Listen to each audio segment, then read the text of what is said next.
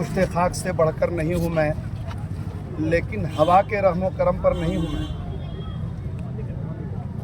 काम है तगय्युर मेरा, नाम है शबाब मेरा, और मेरा नारा इनकलाबो इनकलाबो इनकलाब। आज जुगसलाई ईदगाह मैदान में लोगों ने संभल में हुए वाक़े और दरगाह हजमे शरीफ के सर्वे का जो मामला आया है उसको लेकर अपने गम और गुस्से के इजहार के लिए लोग इकट्ठा हुए हैं। दरगाह अजमेर शरीफ हो या शाही जामे मस्जिद संभल हो या कहीं और की बातें हों, हालात, हम लोग जो लफ्ज़ इस्तेमाल करते हैं हालात का, अब लगता है कि हालात के हा हटा लिए गए हैं, सिर्फ यहाँ लात ही रह गया।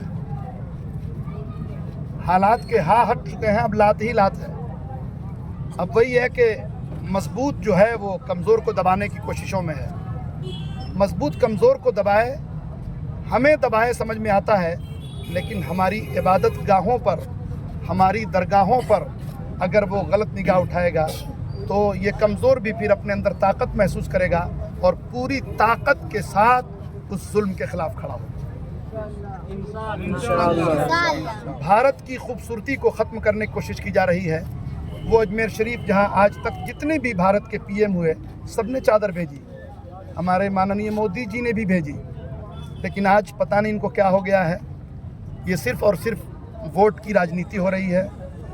अगर इस तरह के सर्वे बेरोज़गारी पे होते, इस तरह के सर्वे शिक्षा पर होते, इस तरह के सर्वे स्वास्थ्य पर होते तो ये मुल्क हमारा तरक्की करता।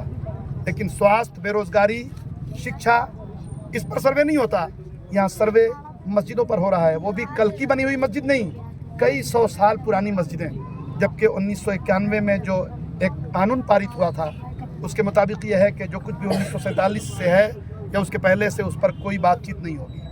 लेकिन इसके बावजूद भी सर्वे के नाम पर मुसलमानों को बिल्कुल ऐसा लगता है कि अपने पावर का इंजॉय किया जा रहा है पुलिस की जानिब से। संभल में पुलिस ने अपनी ताकत का इंजॉय किया, मज़ा लिया, मुसलमानों के सीने पे गोली मार के। बताइए कितने दुख की बात है।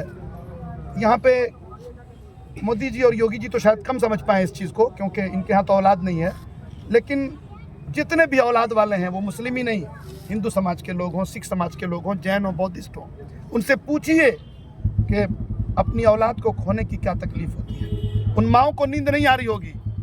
यानी ये खुल्लम खुल्ला जुल्म हो रहा है।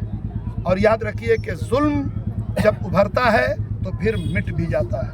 यकीनन इस जुल्म का खात्मा होगा, इस जुल्म का खात्मा होगा। ये जुल्म टिकने वाला नहीं है, क्योंकि अगर जुल्म टिक जाए तो बहुत नुकसान पहुंचाता है। इसलिए जुल्म का खात्मा होगा और इंशाअल्लाह इस जुल्म के खात्मे के लिए जितने मज़ाहिब के, जितने धर्मों के लोग, शांति प्रिय लोग हैं, वो सब एकजुट होंगे और इस जुल्म का खात्मा करेंगे। तो सर, आपने जब भाईचारे की बात की